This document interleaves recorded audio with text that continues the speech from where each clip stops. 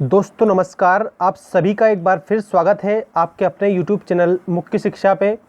दोस्तों आपको मैं जनरल साइंस के वन लाइनर क्वेश्चन बता रहा था जो आपकी एमपी पुलिस की जो एग्ज़ाम्स है उसके लिए और व्यापम में जितनी भी एग्ज़ाम्स में साइंस पूछी जाती है उसके लिए मोस्ट इम्पोर्टेंट है। और एक बात मैं बता दूं आपको कि ये वन लाइनर क्वेश्चन है, मतलब कि एक लाइन वाले क्वेश्चन मैं आपको बता रहा हूँ। एक बात इसमें आप ध्यान रखना कि जितने भी मैं आपको क्वेश्चन बताऊं सारे क्वेश्चनों को अच्छी तरह से याद करेंगे और डायरेक्टली आंसर आप याद करना, ठीक है। और 4 ऑप्शन वाले जो क्वेश्चन है वो इसलिए नहीं ला रहा हूं मैं क्योंकि उसमें बहुत बार कन्फ्यूजन आ जाता है। 4 ऑप्शन दे देते हैं, इसमें से कौन सा है वो करते रहते हैं, लेकिन डायरेक्टली क्वेश्चन देखिए और उसके बाद में डायरेक्ट आंसर देखिए। इसलिए मैंने वन लाइनर जो क्वेश्चन है वो लाने का डिसाइड किया और प्ले लिस्ट मैंने बना दी है, ठीक है। प्ले लिस्ट बना दी है, प्ले लिस्ट को आप जाकर विजिट करिए, जनरल साइंस नाम की प्ले लिस्ट है। तो आइए स्टार्ट करते हैं बिना देर किए। सबसे पहला क्वेश्चन देख लेते हैं। केल्विन पैमाने पर सामान्य वायुमंडलीय दाब पर पानी का क्वथनांक कितना होता है? जो केल्विन पैमाना है ना, उस केल्विन पैमाने की बात यहाँ पर की जा रही है और सामान्य वायुमंडलीय दाब पर पानी का जो क्वथनांक है वो होता है 373 के, ठीक है। इसमें आपको ये फर्स्ट क्वेश्चन का आंसर इस प्रकार से याद रखना है। अगला क्वेश्चन देख लीजिए। भारतीय मोर का जीव वैज्ञानिक नाम क्या है? क्वेश्चन क्या बना कि भारतीय जो मोर है उसका जीव वैज्ञानिक नाम क्या है? तो आप बताएंगे पेपोक्रिस्टेटस। पेपोक्रिस्टेटस भारतीय मोर का जीव वैज्ञानिक नाम है। नेक्स्ट क्वेश्चन देखिए। शरीर में रक्ताल्पता की बीमारी मतलब कि रक्त की कमी, शरीर में यदि रक्त की कमी की बीमारी को किस नाम से जाना जाता है? तो उसमें जाना जाता है दोस्तों एनीमिया। जैसे यदि किसी के शरीर में खून की कमी अगर पाई जाती है तो उसमें कौन सा रोग होता है? एनीमिया रोग होता है। कौन सा रोग होता है? एनीमिया। हम कह सकते हैं कि इसके शरीर में क्या है? एनीमिया है। और एनीमिया किसके कारण होता है? तो याद रखना रक्त अल्पता के कारण होता है, मतलब खून की कमी के कारण होता है। अगला क्वेश्चन देखिए। लाइटनिंग कंडक्टर का आविष्कार करने वाला अमेरिकी वैज्ञानिक था। जो लाइटनिंग कंडक्टर है इसका आविष्कार करने वाला कौन सा वैज्ञानिक था? तो उस वैज्ञानिक का नाम आपको लिखना है बेंजामिन फ्रैंकलिन। जो बेंजामिन फ्रैंकलिन है इन्होंने लाइटनिंग कंडक्टर का आविष्कार किया था और ये अमेरिका के रहने वाले थे। अगला क्वेश्चन देखिए। 98.6 डिग्री फ़ारेनहाइट का तापक्रम सेंटीग्रेड इकाई में कितना होता है? देखो, अगर आपसे प्रश्न पूछा कि 98.6 डिग्री फ़ारेनहाइट तापक्रम का जो मान है वो सेंटीग्रेड में बताइए, तो सेंटीग्रेड में होता है 37 डिग्री सेल्सियस, ठीक है। 37 डिग्री सेल्सियस इसमें याद रखना। अगला प्रश्न है। प्रकृति में सबसे अधिक मात्रा में पाया जाने वाला कार्बनिक यौगिक, जैसे जो प्रकृति है इसमें सबसे ज़्यादा कार्बनिक यौगिक कौन सा पाया जाता है? तो इसके आंसर में आप लिखेंगे सेल्यूलोज। जो ये सेल्यूलोज दिखाई दे रहा है ना आपको, सेल्यूलोज इस आंसर में आप लिखेंगे और ये प्रकृति में पाए जाने वाला कार्बनिक यौगिक है और सबसे ज़्यादा पाया जाता है, ठीक है। याद रखना सबसे ज़्यादा पाया जाता है। नेक्स्ट क्वेश्चन है। विद्युत की वह मात्रा जिससे 108 ग्राम चांदी के कैथोड पर जमा होती है वो क्या कहलाती है? ठीक है, तो वो कहलाती है 1 फेराडे। क्या कहलाती है? 1 फेराडे विद्युत की मात्रा होती है जिससे 108 ग्राम चांदी कैथोड पर जमा हो जाती है, तो वो जो मात्रा होती है वो 1 फेराडे कहलाती है। क्या कहलाती है? 1 फेराडे। ये क्वेश्चन समझ में अगर नहीं आया तो इसके लिए मैं डबल बोल के बता देता हूँ कि ये विद्युत की मात्रा होती है, ठीक है, जिससे 108 ग्राम चांदी किस पर जमा हो जाती है? कैथोड पर जमा हो जाती है, ठीक है। कैथोड पर अगर जमा हो जाती है कितने ग्राम चांदी? वो 108 ग्राम चांदी, तो उसे क्या कहते हैं? तो वो 1 फेराडे कहलाती है, ये समझ लेना। अगला प्रश्न देखिए। पृथ्वी की आयु किस विधि से ज्ञात करते हैं? जैसे मान लीजिए जो धरती है ना, इस धरती की जो आयु है वो किस विधि से ज्ञात करते हैं? तो वो है यूरेनियम डेटिंग विधि। अब इसमें 2 क्वेश्चन मैं आपको समझाऊंगा, पहले इसको समझ लें कि जो यूरेनियम डेटिंग विधि है इसके द्वारा तो पृथ्वी की आयु ज्ञात की जाती है, ठीक है, कि पृथ्वी इतने करोड़ वर्ष पुरानी है या फिर इतने करोड़ वर्ष इसको हो चुके हैं। ठीक है, तो यूरेनियम डेटिंग विधि के द्वारा तो पृथ्वी की आयु ज्ञात की जाती है। और एक और विधि होती है कार्बन डेटिंग। ठीक है, कार्बन डेटिंग जो विधि होती है ना, उसके द्वारा किसी भी वस्तु की या किसी भी, जैसे मान लीजिए जीव की उम्र, उसके द्वारा भी हम ज्ञात कर सकते हैं। ठीक है, जैसे मान लीजिए कोई भी पुराना जैसे धातु है, पुरानी धातु अगर प्राप्त हुई तो वो कितने साल पुरानी है, तो उसको भी कार्बन डेटिंग के माध्यम से। और जैसे मान लीजिए किसी का मृत जो जीवाश्म है वो प्राप्त हुआ, तो वो भी कार्बन डेटिंग पद्धति के माध्यम से। अगला क्वेश्चन देखिए, नागासाकी पर गिराए गए परमाणु बम में किसका प्रयोग किया गया था। अब ये नागासाकी ही नहीं, जो परमाणु बम है उन परमाणु बमों में किस किस का प्रयोग किया जाता है ये समझ लो आप। तो इसमें तो नागासाकी जो जापान का एक बहुत बड़ा शहर था, जापान का बहुत बड़ा शहर था, अमेरिका ने इस पर क्या गिरा दिया था, परमाणु बम गिरा दिया था। अब जो परमाणु बम गिराया था नागासाकी पर और हिरोशिमा पर, एक और मैं बता दूं, हिरोशिमा और नागासाकी दोनों पर परमाणु बम गिराया था अमेरिका ने, और ये जापान के बहुत दो बड़े बड़े शहर थे। तो जो नागासाकी पर गिराया गया जो परमाणु बम था उसमें किसका प्रयोग किया गया था, तो प्लूटोनियम का उसमें प्रयोग किया गया था। याद रखेंगे, प्लूटोनियम, ये इसका करेक्ट आंसर है और मोस्ट इम्पोर्टेंट क्वेश्चन है। अगला क्वेश्चन देखिए, किस वैज्ञानिक के प्रयोग से वह साबित हुआ कि डीएनए एक आनुवंशिक पदार्थ है। आपको ये बताना है कि जो डीएनए होता है ये आनुवंशिक पदार्थ है। आनुवंशिक पदार्थ क्या होता है, देखिए समझ लें। आनुवंशिक पदार्थ ऐसे पदार्थ होते हैं जिनमें जैसे संतति हम कह सकते हैं, जैसे मान लीजिए जो पूर्वज होते हैं ना, पूर्वजों के जो गुण हैं वो उनकी जो पीढ़ियां हैं पीढ़ी दर पीढ़ी आते रहते हैं, तो वो आनुवंशिकता कहलाते हैं। ठीक है, आनुवंशिकी कहलाता है वो। तो किस वैज्ञानिक के प्रयोग से ये साबित हुआ कि जो डीएनए है, डीएनए, ठीक है, डीएनए एक आनुवंशिक पदार्थ है। तो ये वैज्ञानिक का नाम है हर्शे एवं चेज। हर्शे एवं जो चेज वैज्ञानिक है, ठीक है, इन्होंने ये साबित कर दिया कि डीएनए आनुवंशिक पदार्थ है। अगला प्रश्न देखिए, सिरके में कौन सा अम्ल पाया जाता है। जो सिरका होता है ना उसमें एसिटिक अम्ल पाया जाता है, सिरके में एसिटिक अम्ल पाया जाता है। हेमेटाइट खनिज से कौन सी धातु प्राप्त होती है, तो याद रखना ये लोहा हेमेटाइट खनिज से प्राप्त होने वाली धातु है लोहा, जिसको आप आयरन भी बोलते हो। विटामिन सी का रासायनिक नाम क्या है, तो एस्कॉर्बिक अम्ल। मोस्ट इंपॉर्टेंट चीज़ें हैं, डायरेक्ट याद करो। एस्कॉर्बिक अम्ल किसका रासायनिक नाम है, अगर प्रश्न इस प्रकार से बना तो उसमें आप बताएंगे कि विटामिन सी का रासायनिक नाम है एस्कॉर्बिक अम्ल। अगला प्रश्न है, कौन सा कार्बनिक यौगिक सर्वप्रथम संश्लेषित किया गया था। तो ऐसा कार्बनिक यौगिक आपको बताना है जो सबसे पहले संश्लेषित किया गया था, मतलब कि सिंथेसाइज्ड किया गया था, तो वो है यूरिया। ठीक है, यूरिया आप याद रखना। अगला क्वेश्चन देखिए, सोडियम की खोज करने वाले वैज्ञानिक कौन थे, तो ये हुपरी डेवी जो वैज्ञानिक थे इन्होंने सोडियम की खोज की थी।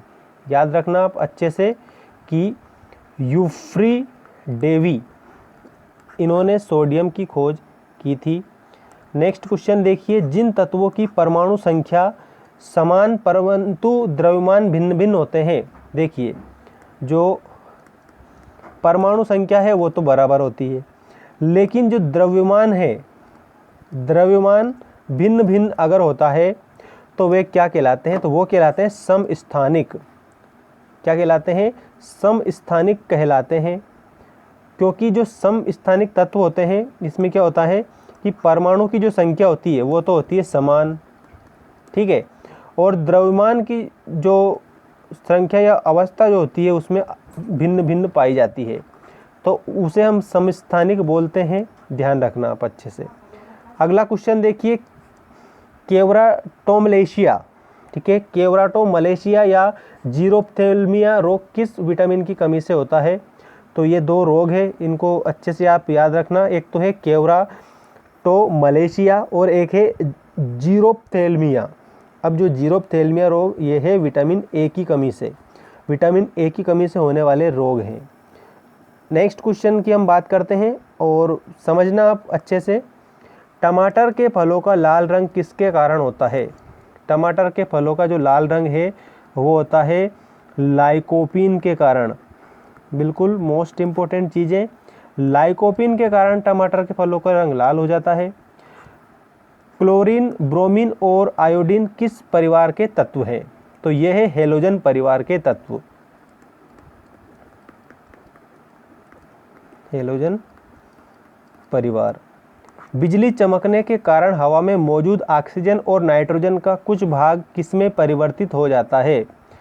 जब बिजली चमकती है ना तो ऑक्सीजन और नाइट्रोजन का जो भाग है वो नाइट्रोजन ऑक्साइड में बदल जाता है, नाइट्रोजन ऑक्साइड। अगला क्वेश्चन देखिए, संकट अवस्था में हमें प्रतिकूल परिस्थिति से निपटने के लिए कौन सी ग्रंथि का स्रावण तैयार किया? तो इसमें आएगा दोस्तों एड्रिनल। जो आपकी एड्रिनल जो ग्रंथि होती है, अब उसमें क्या होता है, संकट अवस्था में प्रतिकूल परिस्थिति से निपटने के लिए ये ग्रंथि जो स्रावण करती है तत्वों का। अगला देखिए, मादा एनोफेलिस मच्छर के मुखांग में चुभने वाले अंग होते हैं। एक बात ध्यान रखना कि जब आपको मच्छर काटता है तो हमेशा कौन सा मच्छर काटता है? मादा मच्छर काटता है, ठीक है। नर मच्छर कभी नहीं काटता है, मादा मच्छर काटता है। तो मादा एनोफेलिस मच्छर के जो मुख के अंग होते हैं उसमें चुभने वाला जो अंग होता है वो मैक्सिला और मैंडिबल होता है। मैक्सिला और जो मैंडिबल है वो मादा एनोफेलिस मच्छर के मुखांग में चुभने वाला अंग है। चलिए नेक्स्ट क्वेश्चन की हम बात करते हैं।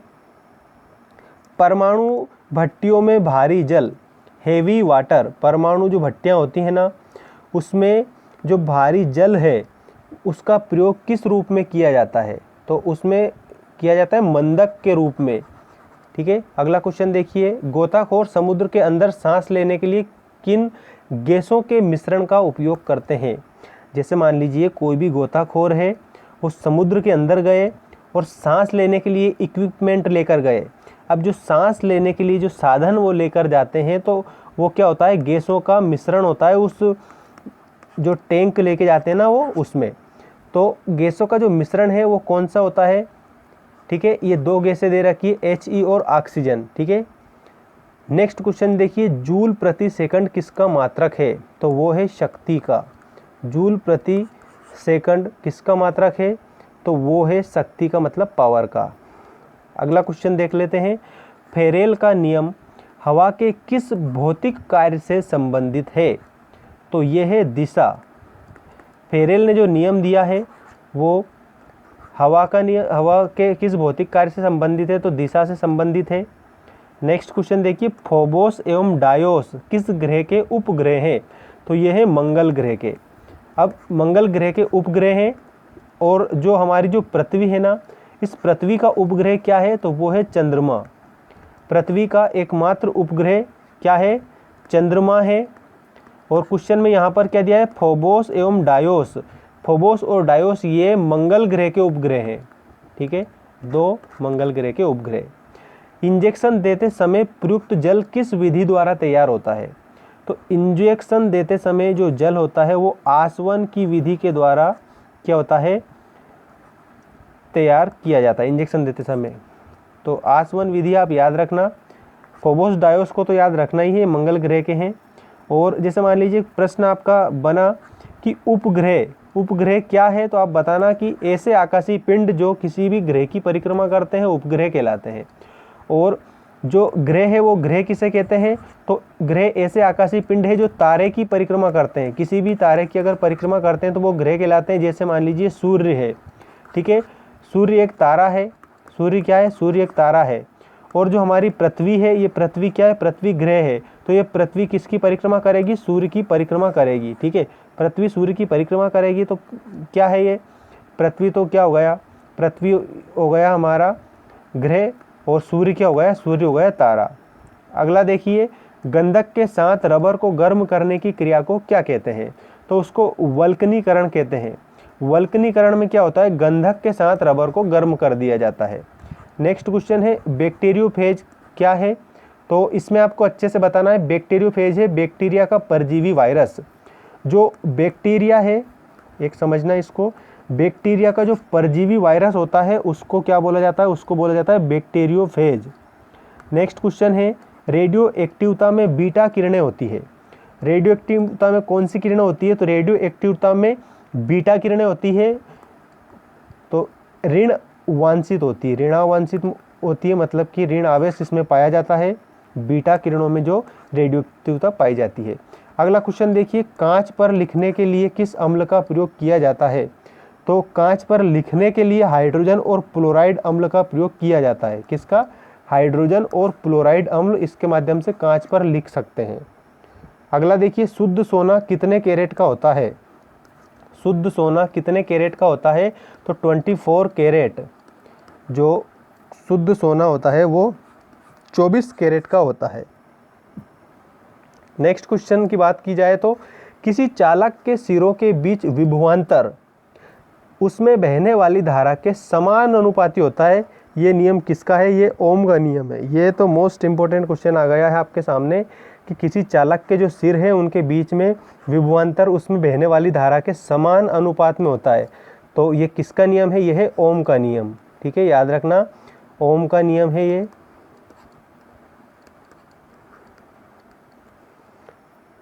नेक्स्ट क्वेश्चन की बात कर ली जाए, स्टार्च को माल्टोज में परिवर्तित करने वाला एंजाइम है। स्टार्च को किस में परिवर्तित कर रहे हैं, माल्टोज में। तो माल्टोज में परिवर्तन जब होता है तो एमिलेस बन जाता है। ठीक है, मतलब एमिलेस ये क्या करता है, एमिलेस जो होता है वो स्टार्च को किस में परिवर्तित कर देता है, माल्टोज में परिवर्तित कर देता है। अब समझना, ठीक है। अगला क्वेश्चन देखिए, परमाणु घड़ी किस प्रभाव के अंतर्गत कार्य करती है, तो जो परमाणु घड़ी होती है वो करती है पीजो इलेक्ट्रिक प्रभाव। ये पीजो इलेक्ट्रिक प्रभाव, इसमें क्या होता है, जो परमाणु घड़ी है वो कार्य करती है। अगला क्वेश्चन देखिए, प्रत्येक पदार्थ में उसके द्रव्यमान के कारण ऊर्जा भी होती है। जैसे जो पदार्थ है उसमें द्रव्यमान कारण क्या होती है, ऊर्जा, मतलब कि हम कह सकते हैं पावर। ठीक है, तो ये सिद्धांत किस वैज्ञानिक ने प्रतिपादित किया, तो दोस्तों ये जो सिद्धांत है वो आइंस्टीन ने प्रभावित किया। अल्बर्ट आइंस्टाइन ने इसको प्रभावित किया कि प्रत्येक पदार्थ में उसके द्रव्यमान के कारण ऊर्जा भी होती है। नेक्स्ट क्वेश्चन देखिए, आग लगाने वाला नापाम बम, ठीक है, आग लगाने वाला नापाम बम, उसमें आग उत्पन्न करने वाला मुख्य पदार्थ कौन सा होता है। सामान्यतः आप याद रखना, समझो इस प्रश्न को, ये है आपका नापाम बम। अब जो नापाम बम है ये एक ऐसा बम है जो क्या लगाता है, आग लगाता है। अब जो आग लगाता है तो इसमें ऐसा कौन सा पदार्थ है कि ये आग लग जाती है, तो दोस्तों इसमें पदार्थ होता है नेप्थेनेट पामीटेट। ये आप याद रखना, यहाँ पे नेप्थेनेट पामीटेट, इसके माध्यम से क्या होता है, नापाम जो बम है वो आग उत्पन्न करता है। ठीक है, याद रखेंगे। अगला क्वेश्चन देखिए, हवाई जहाज को बनाने में कौन से फाइबर का प्रयोग किया जाता है, तो कार्बन फाइबर। कोई भी हवाई जहाज हो, ठीक है, उसको बनाने में कार्बन फाइबर का यूज किया जाता है। अगला क्वेश्चन देख लीजिए, जल के प्रवाह में कौन सा नियम लागू होता है, तो जल के प्रवाह में बर्नौली का नियम लागू होता है, बर्नौली का नियम। ठीक है, बर्नौली का जो नियम है वो जल के प्रवाह में लागू होता है। अब दोस्तों एक बात मैं आपको बता दूं कि ये जो वन लाइनर क्वेश्चन है ना, जब ये कंप्लीट हो जाएंगे, जो मतलब कोर्स में हमारा दिया गया है उसके अकॉर्डिंग जितने भी इसमें क्वेश्चन है, ये क्वेश्चन जैसे ही कंप्लीट होंगे उसके बाद में आप लोगों के लिए मैं जो थ्योरेटिकल क्वेश्चन है वो मैं आपको बताऊंगा, ताकि आपको पूरा मेथड समझ में आ जाए। लेकिन क्या है कि आपका जो एग्ज़ाम्स है वो बहुत जल्द आने वाला है। ठीक है, अब जब एग्ज़ाम्स जल्द आने वाला है तो हमें ज़रूरत है एग्ज़ाम्स निकालने की, एग्ज़ाम्स क्रैक करने की। तो विद्वान नहीं बनना है, हमें एग्ज़ाम्स निकालना है। चलिए देखते हैं नेक्स्ट क्वेश्चन, वायु में ध्वनि का वेग किस अवस्था में बढ़ जाता है। वायु मतलब होता है हवा, ठीक है, और वेग मतलब होता है गति। तो वायु में हवा की गति किस अवस्था में बढ़ जाती है, तो आर्द्रता बढ़ जाने पर। ठीक है, क्या बढ़ जाने पर, आर्द्रता, डेंसिटी। आर्द्रता बढ़ जाने पर क्या होता है, वायु में ध्वनि का वेग बढ़ जाता है। अगला प्रश्न देख लीजिए, आंसू में कौन सा एंजाइम होता है? जो आंसू होता है ना, आंसू में एंजाइम पाया जाता है, उस एंजाइम का नाम है लाइसोजाइम। ये लाइसोजाइम पाया जाता है आंसू में, ठीक है, तो याद रखेंगे। अगला क्वेश्चन देखिए, परमाणु रिएक्टर तथा परमाणु बम में मूल अंतर क्या है? परमाणु, एक तो परमाणु रिएक्टर होता है और एक होता है परमाणु बम। तो परमाणु रिएक्टर में श्रृंखला अभिक्रिया, चेन रिएक्शन होता है, और जो पावर है वो प्रोड्यूस होता है, ठीक है। जबकि परमाणु बम में अनियंत्रित, ठीक है, परमाणु जो बम है उसमें जो चेन रिएक्शन है वो अनियंत्रित होता है, ठीक है, तो ये आप याद रखेंगे। तो जो परमाणु रिएक्टर है उसमें क्या होता है, ऊर्जा प्राप्त होती है, मतलब बहुत ज़्यादा ऊर्जा हम उसमें बना सकते हैं। और एक जो परमाणु बम होता है उसमें से ऊर्जा एकदम से रिड्यूस हो जाती है, मतलब एकदम से निकल जाती है। अब जो निकलती है तो उसमें अनियंत्रित हो जाता है वो, मतलब बहुत ज़्यादा ऊर्जा निकलती है, ठीक है, अनियंत्रित जैसे हो जाता है। तो इसलिए परमाणु बम क्या होता है, अनियंत्रित होता है। जैसे अगर गिरा दिया, जैसे मान लीजिए जापान पर परमाणु बम गिराया था, हिरोशिमा और नागासाकी पर, तो जैसे ही मतलब उसको गिराया था तो उसमें नियंत्रण नहीं रहता है। और परमाणु जो रिएक्टर है उस पर हम क्या कर सकते हैं, उस पर हम श्रृंखला अभिक्रिया होती है, चेन रिएक्शन होता है उसमें, तो ये ध्यान रखना। अगला क्वेश्चन देखिए, किसी वस्तु का वेग दोगुना करने से उसकी गतिज ऊर्जा कितनी हो जाती है? तो जैसे मान लीजिए किसी वस्तु का जो वेग है वो 2 गुना हो जाता है, तो जो गतिज ऊर्जा है वो 4 गुना हो जाती है। कितनी गुना हो जाती है? 4 गुना हो जाती है। तो याद रखना, गतिज ऊर्जा 4 गुनी हो जाती है। हाँ, नेक्स्ट क्वेश्चन देख लीजिए आप। अगला क्वेश्चन क्या है, किसकी कमी के कारण बर्फ पर चलना कठिन होता है? तो घर्षण की कमी। किसकी? घर्षण की कमी के कारण बर्फ पर चलना मुश्किल होता है। झील में फेंके हुए पत्थर के डूबने पर उत्क्षेप बल का क्या होता है? तो वो नियत रहता है।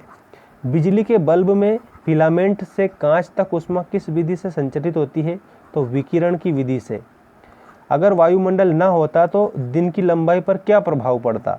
अगर वायुमंडल नहीं होता तो दिन की लंबाई क्या हो जाती? कम हो जाती, ठीक है। किसके कारण खुले में रखा दूध कुछ देर बाद खट्टा हो जाता है? तो लैक्टिक अम्ल बन जाने के कारण। लैक्टिक अम्ल अगर बन जाता है तो किसके कारण बनता है? खुले में अगर दूध को रख दिया जाता है तो लैक्टिक अम्ल बनेगा, और लैक्टिक अम्ल क्या कर देता है? दूध को खट्टा कर देता है, दूध को ये खट्टा कर देता है। अगला क्वेश्चन, अभ्रक ऊष्मा और विद्युत के लिए क्रमशः होता है। तो जो अभ्रक है ना दोस्तों, समझना, ऊष्मा के लिए, अभ्रक ऊष्मा के लिए तो सुचालक होता है, ठीक है, और विद्युत के लिए कुचालक होता है। ऊष्मा के लिए सुचालक और विद्युत के लिए क्या होता है? कुचालक। अब आपको नेक्स्ट क्वेश्चन में बता रहा हूं, जब 2 हल्के नाभिक मिलकर भारी नाभिक की रचना करते हैं, जब 2 हल्के नाभिक मिलकर भारी नाभिक की रचना करते हैं तो उनमें कौन सी प्रक्रिया होती है? तो उसमें होता है नाभिकीय संलयन। नाभिकीय संलयन। जब 2 हल्के नाभिक होते हैं वो दोनों मिल जाते हैं तो क्या होता है? भारी नाभिक बना देते हैं। क्या बना देते हैं? भारी नाभिक बना देते हैं। अब जब भारी नाभिक बना देते हैं तो क्या होता है?